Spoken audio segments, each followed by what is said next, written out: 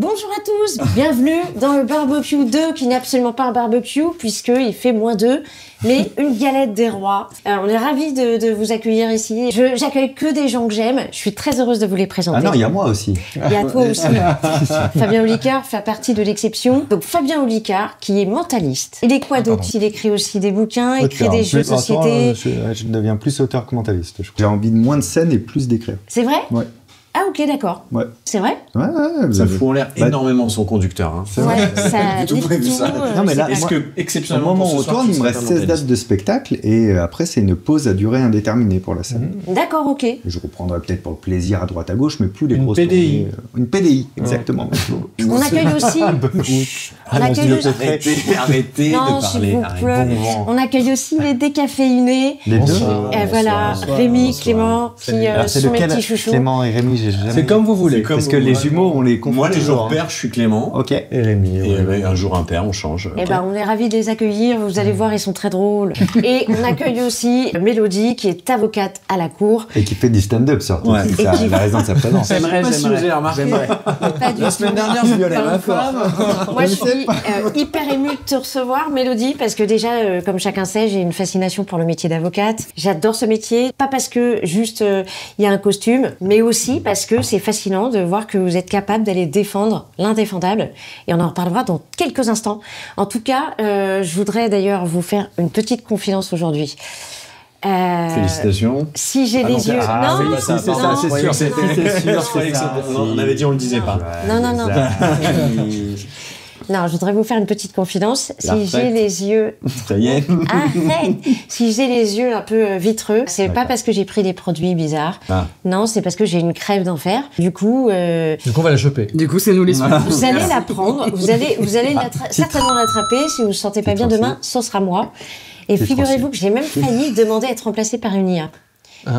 J'ai déjà fait pour une de mes petites pastilles. Et en fait, les gens ne l'ont pas vraiment, s'en sont pas vraiment aperçus. Ah bon? Ouais. Mais c'est flippant. C'est comme un hologramme, mais comme vraiment, on dirait moi. Non, mais on dirait moi. Ah non, c'est beaucoup mieux fait. Tu l'as fait sur HN ou pas? Là où tu te filmes pendant 2 minutes et après tu reproduis. Ouais, j'ai fait les tests, c'est fou. C'est fou. Et je suis allée le montrer à mes parents, entre 70 et 80 ans.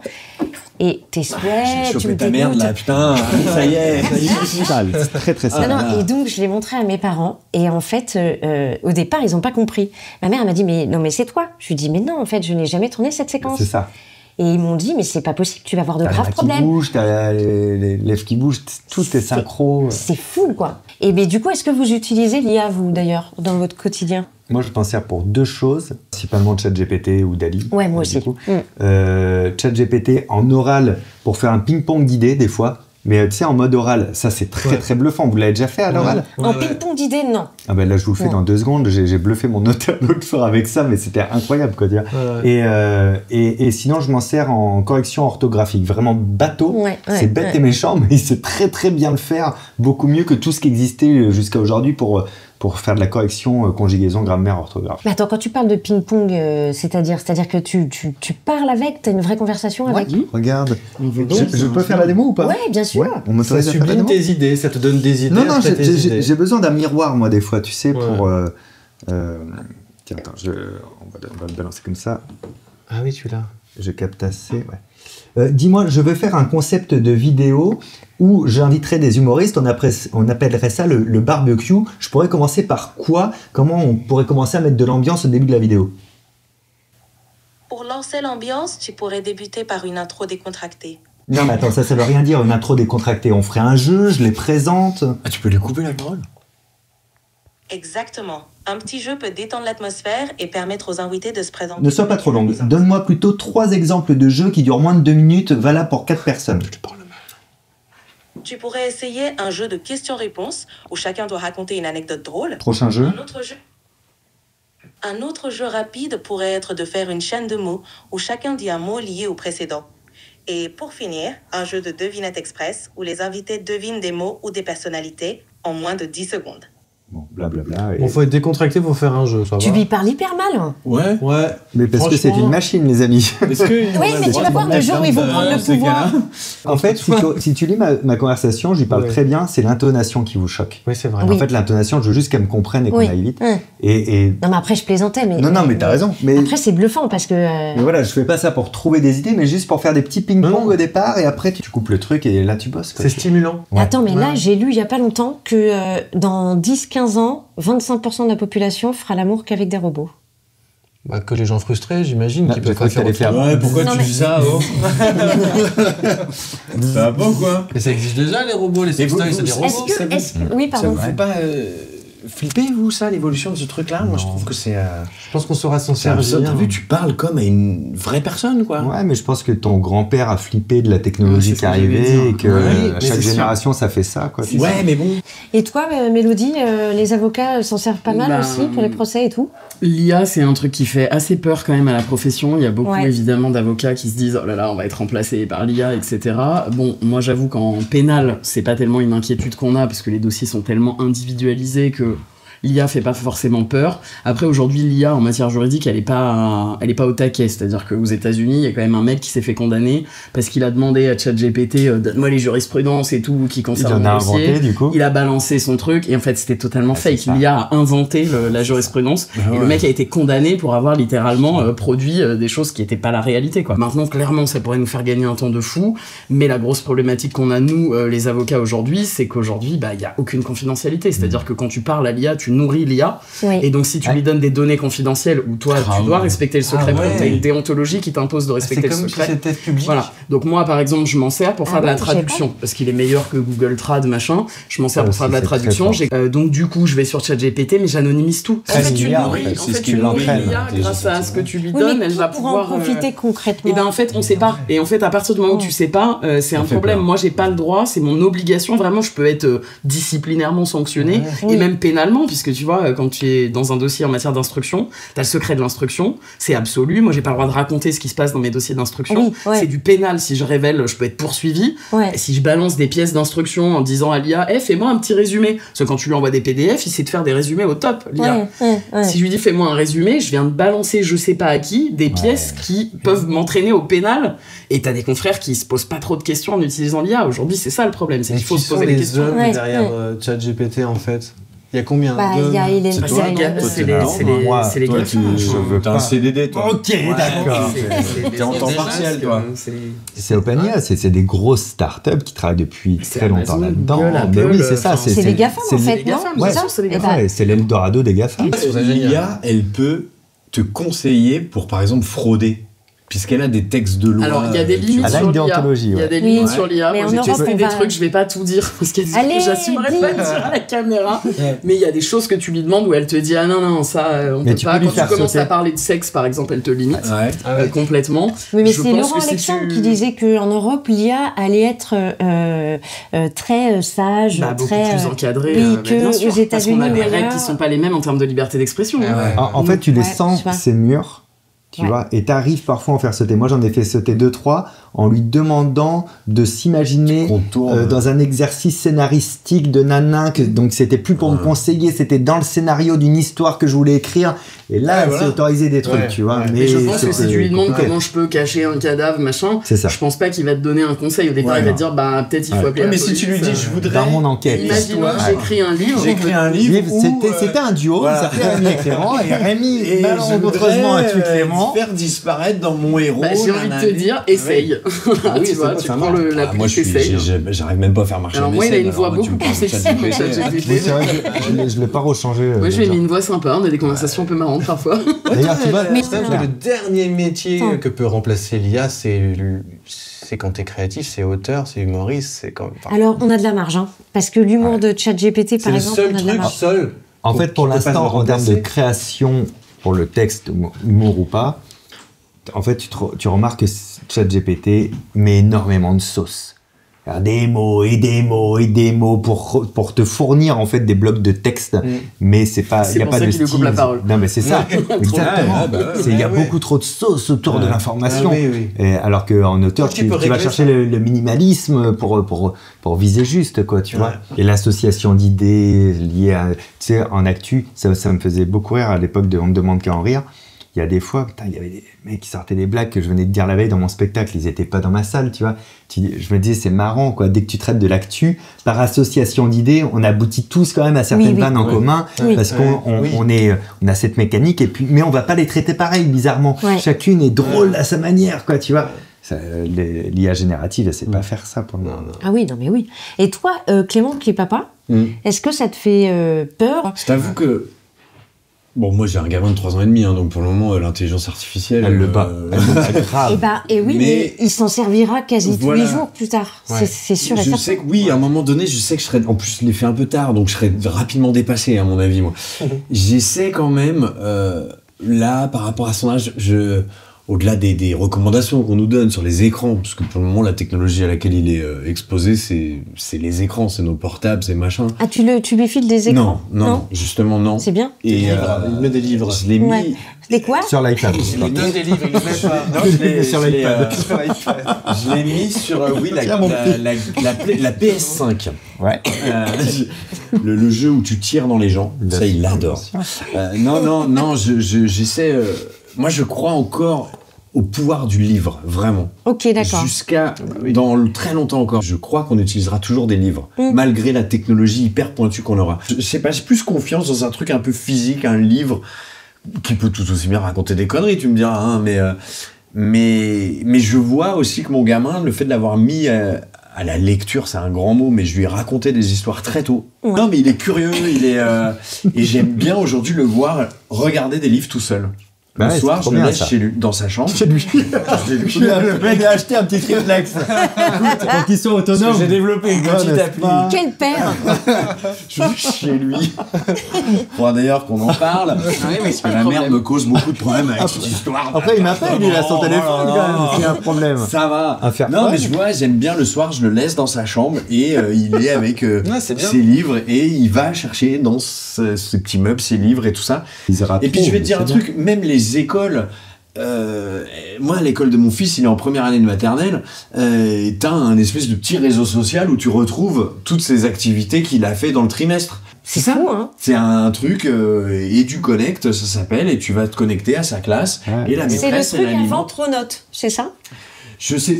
Pronote, c'est le truc où t'as les notes des gamins, c'est ça? Oui, c'est ça. Là, c'est tout ce qu'il a fait. Moi, mes parents, par exemple, ils ont jamais su que j'avais des bulletins intertrimestriels. Moi, mes parents n'ont jamais su que j'avais des bulletins. Ah non, ils font plus, moi, à la fac, là. Ça, ils savaient pas qu'ils avaient un enfant. Mes parents tu ne ne peux connaissaient plus pas. tricher. Enfin, tu peux plus tricher. Tu peux plus aller ouvrir la boîte aux lettres avant tes Ah ouais, c'est ça. On va parler quand on va rentrer. Tu as 1, il s'est pris un 2 en maths. Putain, mais putain, mais moi je l'ai signé à la place de ma mère, les 2 en maths, quoi, tu vois. On apprenait la créativité, quand même. Mais on savait imiter la signature, même si on faisait coller de temps en temps. Moi j'ai tellement imité la signature de ma mère que la mienne lui ressemble aujourd'hui. Moi j'ai appris un truc. Moi, ma mère me dit, tu l'as fait mieux que moi. Énorme. Le truc à faire qui était. Moi je me prenais la tête à essayer d'imiter la signature de ma mère qui était très dure. Et une année, je me suis dit, mais je suis con, je vais inventer une signature. Donc j'avais fait un truc assez simple. Ça a marché une année. Incroyable, une année entière. Bravo. Putain. T'as jamais imité, toi? Non, je vais trouver une façon, une stratégie débile à mon père pour qu'il signe. Je pleurais. Il fallait qu'il signe en bas de la page mon devoir où j'avais eu 0 sur 20. T'as mis un autre truc de zone. Et j'ai mis la copie dans un cahier en faisant sortir en bas 2 cm de la page. Non. Et j'ai dit au petit-déj, non mais le manipulateur. Mais il a signé sans ouvrir. Je lui ai dit, en fait, toi tu signes comment, papa? Fais voir si en bas, sur le petit bout qui dépasse du cahier pour voir comment tu signes. Ça peut marcher. Il est ouvert, il a compris, et il m'a engueulé, n'importe quoi. Attends. C'est fou parce que quand on est enfant, il y a quand même un univers où nos stratégies peuvent fonctionner dans notre tête. Tu te dis que c'est possible. Moi j'ai ma femme. Parce que t'as dû avoir un éclair de génie dans ta tête. Moi j'ai ma femme qui a collé au scotch. Elle a découpé la signature de sa mère, elle l'a collée au scotch. Ah ouais, mais là c'est énorme. C'est pire. Là, il fraude. Oui, je sais. Et tu sais qu'une fois, moi, j'avais rajouté un 1 devant le 9. Ah, pas mal. J'avais que 9 sur 20. Ça peut passer, ça, non? Et sauf que l'appréciation qui était à côté, il avait marqué. Il a chié. Pas très loin de la moyenne. Il avait marqué ensemble insuffisant. Et donc, ma mère, elle bug. Ah oui, Elle ça dit marchait 19. pas. Ensemble insuffisant, 19. Bah oui, il est dur. Elle dit, viens là, toi. Ah, je me suis fait torpiller, mais torpiller. Ah, Elle m'a dit, tu me prends faire vraiment de la pour même une conne. couleur en plus. Et toi qui es mentaliste, donc du coup, le fait bah, quelque part de décortiquer un petit peu les comportements des gens et tout, est-ce que tu manipulais déjà tes parents? Non, mais tout le monde manipule mal ses parents. Parce que vraiment, là, on a tous l'âge qu'avaient nos parents quand ils nous ont. Mais t'avais peut-être un train d'avance par rapport à nous? Non. Non, ok. Non. Moi, allez, limite, si j'avais un train d'avance, c'était de me dire, ouais, cherche pas. Cherche pas, ils sont plus forts que toi, tu vois. Ah oui? Ah ouais, parce que j'ai vite compris que vraiment, ce que je vivais, ils avaient dû le vivre, tu vois, ce côté-là, quoi, les gens que je vois vivre, je les connais pas. J'ai un souvenir de ma mère qui m'a marqué, j'en ai beaucoup voulu, c'est le jour où je comprends qu'une mère sait mentir. Parce que ma mère, elle me disait toujours cette phrase, les mamans, ça ment pas. Et donc c'était une vérité absolue pour moi, c'était un ancrage. Et ma sœur avait soi-disant une cachette secrète dans sa chambre, et moi, mon truc, c'était de trouver cette cachette, ça me rendait fou. Et elles m'ont fait tourner en bourrique, en mode, il fallait rentrer dans le placard, il y avait un code à taper quelque part, mais moi je trouvais pas où le code dans le placard, et après il y avait un ascenseur qui tombe en bas, c'est pour ça que je trouvais pas. J'ai dit à ma mère, mais c'est vrai, tu me jures, c'est vrai, ah oui, les mamans ça ment pas et tout. Et le jour où moi j'ai trouvé la cachette qui était derrière un tiroir, c'était pourri, du coup j'ai compris qu'elle me mentait, j'avais 5 ans, tu vois, et là d'un coup j'ai fait un espèce de truc, j'en ai voulu énormément, et de ce jour-là je me suis dit, ok, les parents ça peut tromper, ça peut mentir, ça peut c'est comme, même pour le rire, tu vois. Noël, moi, typiquement. Ouais. Où elle me l'a chuchoté dans l'oreille. Et là, Pourquoi j'ai pas de cadeau? Parce qu'il existe pas. Oui, mais il passait. Parce qu'on n'a pas d'argent. On est désolé, Mélodie. Non, mais c'est vrai, tu peux être déçu. Oui, tu peux être déçu. Bah oui. Non, mais on déconne là. Allez, revoir. Il est passé il y a pas longtemps là. Bah oui. Donc c'est plus ça. Donc t'as pas arnaqué, trop tes parents. Ok. Mais après aussi. Parce que je pensais qu'avec ses pouvoirs de mentaliste, il aurait pu, tu vois. Il y a pas de pouvoir, il y a des méthodes, mais en l'occurrence, je pense quand même que j'ai. Il y a quand même un laser qui sort de ton doigt de temps en temps. Oui, c'est sur le front de la bajon. C'est très bizarre. Mais je crois aussi que le fait que j'avais un grand frère et une grande sœur, ça m'a ouvert beaucoup de portes parce qu'eux, ils se sont pris les écueils. Et moi, en bon petit dernier, c'était quand même plus facile d'accès. Quand je disais à 12-13 ans, je vais dormir chez un pote, je rentre pas, il me disait, oui, bah, tu me préviens demain que t'es encore en vie, quoi, tu vois. Alors que je pense que mon frère ou ma sœur, ils ont dû ramer avant de pouvoir sortir le soir, tu vois, des trucs comme ça. Premier et dernier. Et ça t'a aidé à draguer des gonzesses ou pas? Non. Non, mais en vrai, non. Moi, j'ai... Non, mais c'est une vraie question. Non, mais c'est vrai que j'ai envie de savoir, est-ce que... Mais moi, j'étais introverti fort jusqu'au lycée, jusqu'à temps que je découvre l'humour et l'alcool. Ouais. Mais et même un problème physique aussi. Oui, j'étais très moche, ça n'a pas beaucoup évolué. Moi, je fais partie des gens qui ont bonifié quand même. Non, mais arrête Fabien, écoute. En plus, dès quand on te regarde, on se dit il est intelligent. Ça se voit que t'es intelligent. C'est ce grand front peut-être. C'est ce front qui se creuse, c'est le golf. Tout le monde ne peut pas dire ça autour de cette table. Mais mon père a le même golf. Alors je ne vois pas. Tu trouves pas qu'il a l'air intelligent? Par contre, je reçois une fois par mois des mails de Tunisie me proposant un partenariat pour que je me fasse remettre des cheveux. Ah ouais? Et je suis là, mais j'ai pas de calvitie. Pour moi, c'est que ça, la calvitie. Ça, c'est pas une calvitie. Non. C'est un grand fou. Donc, du coup, t'as jamais utilisé des techniques pour draguer? Mais j'étais trop timide. Mais vraiment, j'avais pas confiance en moi, tu vois. Mais même au lycée, quand je suis devenu un peu pote avec tout le monde, c'était bien ça, mon drame. J'étais pote avec tout le monde, donc avec personne. Je faisais partie de tous les groupes, donc d'aucun groupe. Ouais, tu vois. La fameuse friendzone. Vraiment les meufs trop mignonnes qui venaient me voir en me disant mais comment je pourrais. Vraiment, cette anecdote est vraie. Toi. Une meuf qui est adorable, vraiment une bonne amie, mais trop mignonne. Et si on m'avait demandé oui, j'aurais dit oui, tu vois. Elle vient me voir pour savoir comment faire une bonne fellation à son mec. Mais moi, je suis encore vierge à ce moment-là. Et elle me dit non, mais qu'est-ce que toi t'aimerais qu'on me fasse? Et c'est celle qui est trop belle qui te dit. Mais je te demander là, non mais me demande pas à moi là, parce que ça va m'énerver quoi, tu vois. Je comprends pas, il faut demander. Donc tu vois, j'étais pas dans la position. Si j'avais été un bon mentaliste, j'aurais fait viens, je vais t'expliquer ce qui va se passer. Tu vois, mais pas du tout. Mais marrant, t'as connu ma sœur alors? Ouais. Vous étiez dans le même bahut. Clémentine, d'ailleurs. Très bizarre cette famille, Clément. Oui, enfin toi. C'est toi avec une perruque. Toi, on a une anecdote anecdote sur toi. Oui, j'ai tapé Alors, dans le 4e étage. Il a tapé dans le 4e étage. On a un épisode de ça. C'est un épisode d'un podcast qu'on a fait tous ensemble qui s'appelle No Cut. Ouais. Et il a raconté. Alors, raconte en 2 secondes. Je la raconte très vite fait. Je suis à. Attends, moi je coupe de la galette. Je suis chez une de mes frangines Oui. qui habite dans le Tarn. Donc c'est le village gaulois, tu vois. C'est des babos, c'est machin et tout. Et on est invité aux 50 ans d'un mec. Et c'est ambiance babos. Vraiment, il y a de l'hydromel, du sarwell, des cigarettes roulées. C'est que ça et tout ça. On sait que t'as l'habitude de la raconter quand même. Oui. Et alors je peux la préciser, ma frangine n'est pas comme ça, hein, mais voilà, on était aux 50 ans d'un gars comme ça, en te remerciant. Et voilà, la soirée se passe et à un moment donné, ça s'emballe.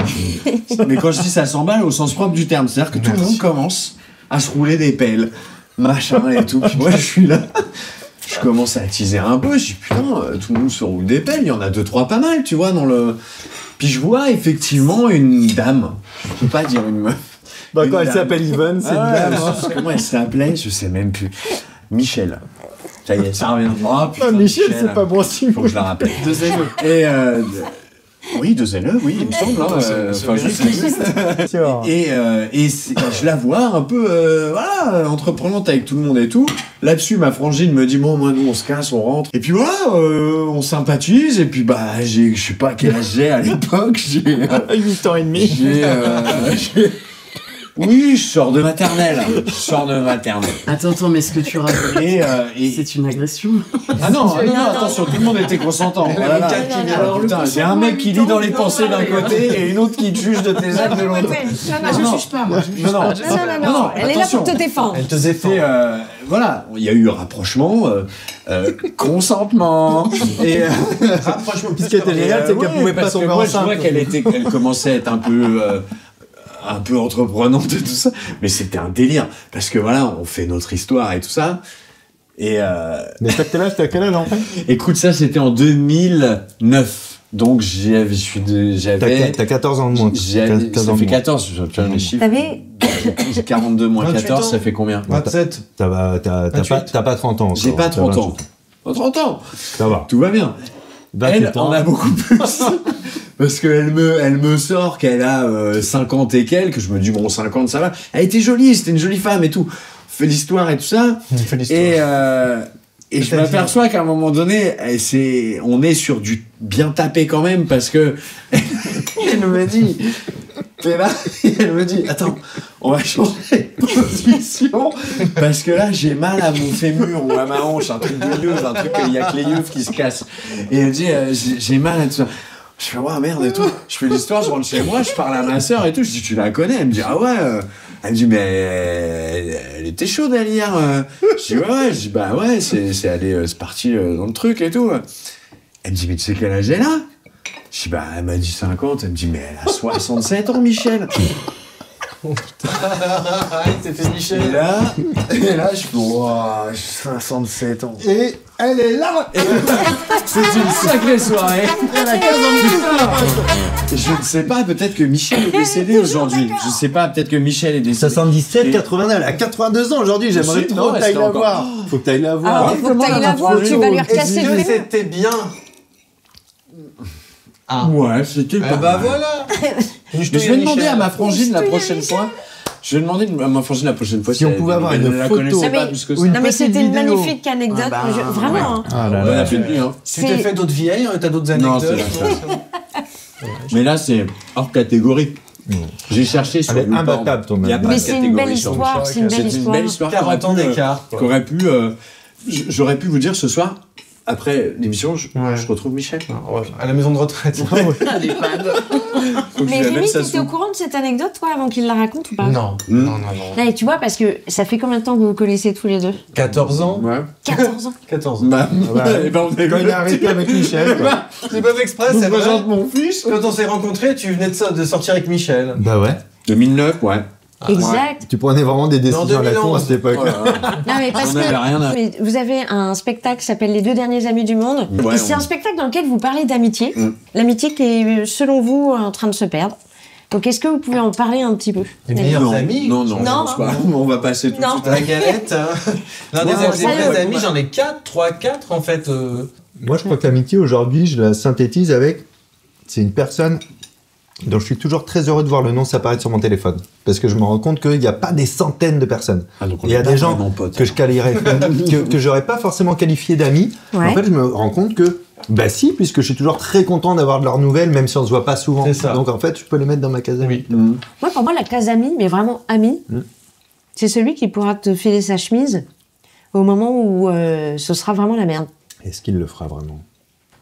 Bah, c'est celui où quand tu te vois pas pendant longtemps, tu t'appelles et t'as l'impression que tu c'est ça. Moi, je pense que c'est plus une question de durée aussi. C'est-à-dire que si ça fait 12 ans que... Enfin, c'est le temps qui fait la valeur de l'amitié aussi, je pense. Et si ça dure, c'est que là, il y a quand même une raison. On est très différents quand même. Hein. Extrêmement. Mais c'est peut-être pour ça que ça marche aussi. Oui, c'est vrai. Sur scène et dans la vie, on s'entend bien. Et c'est parce qu'on est différents que... Je pense que la durée, c'est très précieux. Et là, ça fait 14 ans et on commence à se dire, depuis avant-hier, on est amis. Ouais. Mais parce qu'on se voit pas non plus de ouf en dehors de la scène ou de machin. Temps, hein. Mais parce que déjà, on se voit beaucoup. Vous avez pour le... oui, non, mais c'est normal. Ouais. Le travail, c'est pas vraiment pour notre activité. Mais en même temps, on rigole tellement. Et plus le temps avance, moi je trouve, plus le temps avance, plus on se marre, plus on... Je sais pas si c'est le fait de vivre des choses ensemble comme ça. Et puis, en fait, on a vécu tellement de galères que quand et de moments magnifiques. De très beaux moments. Mais tu rigoles plus en repensant, je trouve, aux galères que la nostalgie, elle est toujours sur les moments difficiles. C'est-à-dire que, finalement. Bien sûr, on rigole. T'as vu le petit renvoi? Il est pour vous. Il était contagieux. Il est pour vous. T'as combien d'abonnés? C'est pour vous. Et mais voilà, des galères. Mais quand je te dis des galères, ça peut être des grosses galères ou des toutes petites anecdotes de tournée où tu croises un mec chelou ou machin et tout ça. Mais nous, on va. Je sais que nous, on se connaît tellement que un truc que personne ne va percevoir, même autour de cette table. Pourtant, on se connaît bien quand même. On va. Il y a que nous deux qui allons le percevoir et il va suffire d'un... Oui, mais parce qu'on affûte notre humour ensemble tout le temps, donc le moindre truc drôle, en fait, on l'a tous repéré, mais c'est aussi mélange de travail et d'amitié, c'est bizarre. Mais en fait, le travail devient un truc amical. Mais parce qu'on coupe aussi. On coupe, on a chacun une vie privée. On n'est pas non plus vous n'êtes pas ensemble en dehors de la... D'accord. C'est pas à la vie et à la scène à la vie. Non, mais je trouve ça très beau, quoi. Très, très beau. Ça fait plus de 10 ans qu'on se connaît maintenant aussi. Mais Elodie, toi, t'as beaucoup d'amis ou pas? Les amis ne sont pas des gens qui te payent pour une prestation de défense pénale. Ça, c'est pas des amis. Des clients. Ça, c'est les clients. Des vrais amis, non. Forcément, tu les comptes sur les doigts d'une main. Des fois, ça déborde un peu sur la deuxième main, mais pas plus, quoi. Après, moi, ma meilleure amie, on s'est rencontrés en première année de maternelle et c'est toujours la même depuis. Ça a jamais changé. C'est marrant, elle et moi, c'est à la vie à la mort. On peut ne pas se parler pendant 6 mois. On s'appelle le lendemain. C'est comme si... C'est ça. C'est comme si il s'était rien passé. On s'update et en même temps, il n'y a pas ce truc... oui, de gêne. Voilà, je suis allée à ses 40 ans, j'ai chanté une chanson, j'ai dit à ses parents qu'ils étaient comme ma famille. Enfin, tu vois, c'est des gens. J'ai toujours envie de te revoir longtemps. Ouais, vous avez jamais eu de peine de cœur d'amitié? Alors j'ai pas des amis du lycée que j'ai eu ça, c'est. Moi, j'ai fait une vraie peine. J'ai fait des ruptures amicales. Ça, c'est dur. Quand j'étais ado. C'est vrai. Parce que la question, c'est comment. Ça, c'est compliqué. Parce que t'as les trucs qui se délitent dans le temps. C'est pas facile, oui. Et t'as les trucs où des fois, il faut qu'il y ait une rupture. Et c'est très compliqué. J'ai vraiment fait ça C'est très compliqué. Par 2 fois voilà, il y a un problème avec l'amitié, c'est parce que par rapport à l'amour, on ne se dit pas qu'on n'est plus amis. Absolument. Et je veux rompre cette amitié, et nanana. Et ces 2 fois-là, quand j'ai expliqué par écrit, et à l'oral et à l'écrit à ces personnes-là que je souhaitais une rupture amicale, ce qui voulait dire qu'on n'était pas fâchés. Si on se croisait, je dirais bonjour avec plaisir, mais juste on n'est plus amis, arrêtons de faire comme ça. Ces 2 personnes... Je pense, si on avait été vraiment amis, auraient décroché le téléphone en mode « Mais tu craques, mon Fab, qu'est-ce qu'il y a? Qu'est-ce que tu me racontes ?» Tu vois. Et non, ces deux personnes-là, à des moments différents de vie, m'ont dit « Je ne suis pas vraiment d'accord avec ta décision, mais faisons ça. » Donc j'avais raison. Tu vois, on n'est plus amis. Tu vois. Mais c'est très dur de rompre avec un ami. Je suis d'accord. Parce que des fois, les raisons aussi, c'est que des fois, t'as de la distance, t'as des trucs où il y a des choses qui t'agacent et tu peux pas dire comme ça, bah c'est parce que on n'est plus en phase, parce que c'est comme si moi je suis comme ça. Un règlement de compte à aucun endroit, tu le dis pas, juste tu ne vois plus en fait. Et ben parfois t'es obligé. Parce que des fois, en face, on change parfois. Mais bien sûr. Et les amis, j'ai revu 10 ans après, c'était mes meilleurs amis il y a beaucoup d'années. Et parce que c'est moi les vidéos, ça craint. Et je les ai revus, j'ai rebu avec la personne, et je me suis dit en discutant, putain, c'était un ami à moi, mais on n'a plus rien en commun, on rigole pas, et il est devenu triste ou. Enfin, c'est devenu quelqu'un d'autre et ça me. Et toi aussi, t'es devenu quelqu'un d'autre. Et toi de l'époque, chacun a fait ses vies. C'est ça, en fait, t'as raison, il a dû dire pareil. Bien sûr. Mais c'est ça qui est génial avec les vrais amis que t'as hyper longtemps, c'est que tu dis on a évolué, pas forcément de la même manière, et pourtant. Il y a un truc qui nous lie jusqu'à la fin des temps, quoi. Mais t'es dit, il a perdu son âme d'avant, d'enfant. Ça peut parler, ça peut vivre dans le silence, ça peut pareil, parce que c'est ça aussi, les vraies amitiés. Tu peux t'asseoir à côté de quelqu'un, pas dire un mot, et ton pote, il est là, quoi. Qui veut la fève? Alors moi, j'ai eu la fève. Elle a eu la fève. Non. C'est nickel. Mais après, on parlait d'amitié. Moi, j'ai perdu des amis. Je pense à une personne en particulier, de mon fait. Mais pas, j'ai pas dit en fait. C'est que j'ai. Michel? Non. Elle avait quel âge cette personne? Elle a vu ma vidéo. Elle est un très bon ami. Alors là, c'est défense extrême. 8 ans. Voilà. Non, mais. Oh, la reine. Ah, voilà. Elles sont belles, ouais. Bah, à Versailles, quoi. Et tu vois, par exemple, moi, j'ai beaucoup fumé de cannabis. Et alors, ça, je le dis. C'est le côté de l'isolement auquel tu ne crois pas du tout au départ quand tu es dans un délire festif et tout, c'est totalement vrai. Et j'ai notamment perdu un très bon ami, comme ça. Parce que tu fumais. Qui s'appelait comme Jaman. Flemme. C'est toi, il a arrêté. Flemme. Je le vois plus. Flemme de le voir. Ah ouais? Flemme de sortir, flemme de non, vas-y, nanana. Et t'as jamais essayé de le rappeler après? Si, on s'est revu après. Et après, le temps a fait. Ouais. C'est dommage. Pardon.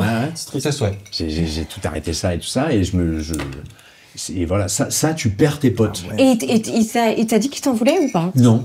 Pas du tout? Non, c'est moi qui ai eu une attitude très nulle. Nul. Et il m'avait rappelé, on s'était revus il y a quelques temps, et il m'avait dit, tu m'avais dit, à l'époque où... Oh, ça va, putain jamais fait fais chier, j'ai une belle histoire. Vas-y, pardon. Non, là, il m'avait dit, tu te rappelles, tu m'avais dit une fois, mais moi... je peux, comme ça, du jour au lendemain, ne plus donner de nouvelles. Oh non, j'ai dit, ah bon, je lui avais dit ça, moi? Et je lui avais dit ça à l'époque où je fumais. Bah oui. Et parce que j'anticipais le manque d'envie de faire des choses, et donc de faire des choses, et donc de voir des amis. Tous ceux que j'ai connus qui fumaient. Saloperie, ça. C'est vrai saloperie, ça fait très vieux qu'on dire ça. Ils sont devenus parano et effectivement ont eu un manque de motivation, ils n'ont plus rien fait. J'ai perdu un ami avec le cannabis aussi. Il fumait du cannabis et il s'éloignait de moi et était devenu... Non, mais ça change les gens. Dans sa bulle. Après, il y en a que ça change pas. Une dent. Et une dent. Le roi. Ah, tiens, c'est le roi. Tiens, je te la mets. Ah ouais. Je te la mets. Bah, dis donc. Non, je voulais pas du tout. Voilà, si on peut en profiter pour faire passer de la prévention. Ouais. Bouffer, allez-y, picoler. Tiens, bravo. Alors là, c'est le quart d'heure que je préfère. La loi, elle prévoit qu'on doit pouvoir prouver sans aucun doute que t'es coupable. Est-ce que 8 ans et demi, c'est mineur? Totalement. La vérité, je suis désolé de le dire, mais ça n'existe pas. Ça t'a saoulé, hein? Ah, ça t'a... J'ai pas qu'on fait une connerie. Un titre de film. Ah ouais. Le mois de janvier, la tradition revient. Une galette dorée qu'on découpe à la main.